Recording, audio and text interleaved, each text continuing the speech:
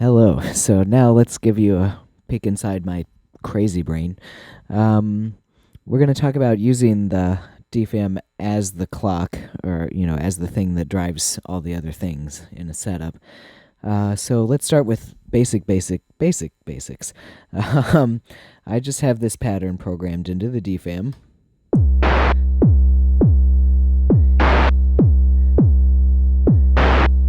Okay, so we've got our tempo there and our little pattern. If you go out of the trigger output here, it's sending a 1 millisecond clock pulse. So I can go into anything that accepts a 1 millisecond clock pulse, like the zero control. Now if I start, you see the zero control is running right along with the DFAM. It's beautiful. Alright, so that gives you the thought, alright, I can use this to sync other stuff, like the Lyra-8, which has a gate CV on the back. So if I take the trigger out into the Lyra, here we turn it up, and we push play, and absolutely nothing happens. Okay, the reason for that is this is a 1 millisecond clock pulse. The Lyra needs a big fat clock pulse because it's really just a gate CV. It's not really intended to be a sync input, that gate input. So, some thoughts. Velocity output sends a big fat envelope. And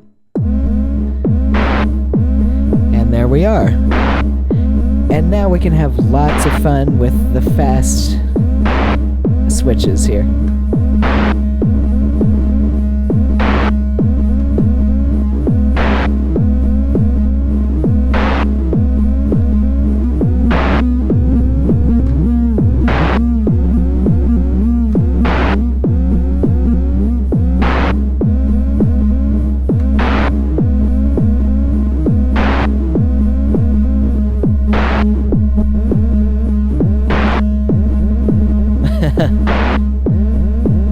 Alright, so lots of possibilities there. So then I got to thinking, okay, well, it needs a big fat pulse, right? So what's another source of a big fat pulse? The oscillators. If I put them in square wave, VCO2 becomes a big fat pulse. And there we are. And the interesting thing is this can go into audio rate, so some like really weird stuff can happen here.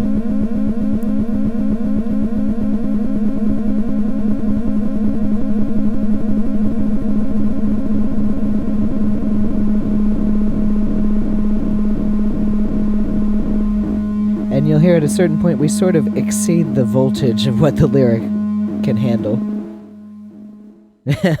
What's really happening is that this square wave is getting too short. So we're like at a millisecond or whatever, and then the Lyra's like, I don't work that fast. Okay, so that's an option too. You can use one of the oscillators to sync something like the Lyra that's a little slow to respond.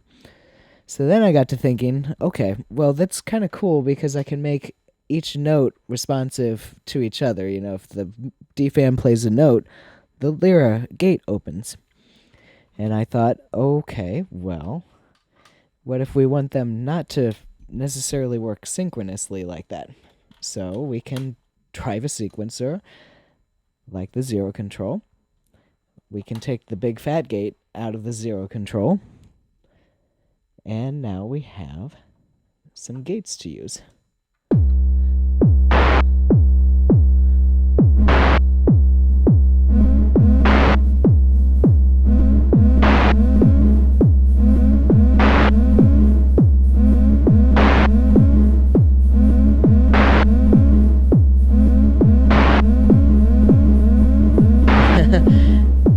And for clarity's sake, let me sort of line up the sequencers here.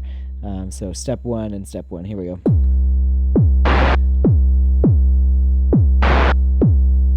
Why are you doing that to me? And welcome to The fun of analog sequencers. Here we go. Now we're working together.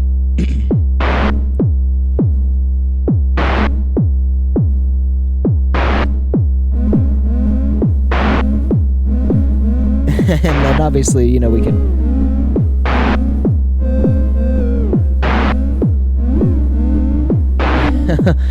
and then it's sort of like, you know, work to your taste.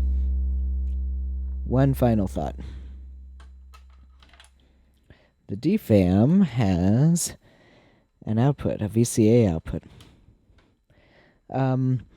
If you watch the video on the Lyra-8 about the voices input. Alright, so this is CV voices input on the back here that I'm going into. I can send whatever's coming out of the Lyra into that, and we can use it as a modulation source. I hope.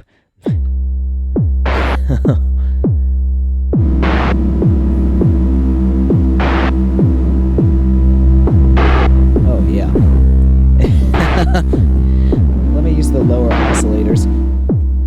So if we turn up these lower oscillators, as we turn up mod, they become reactive.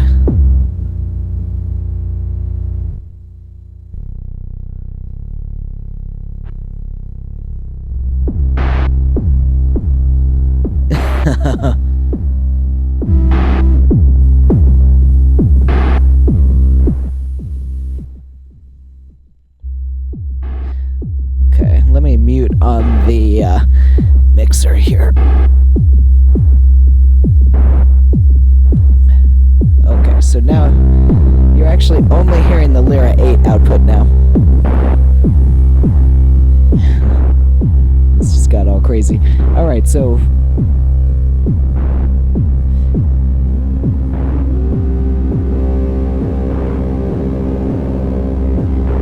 alright, so there's the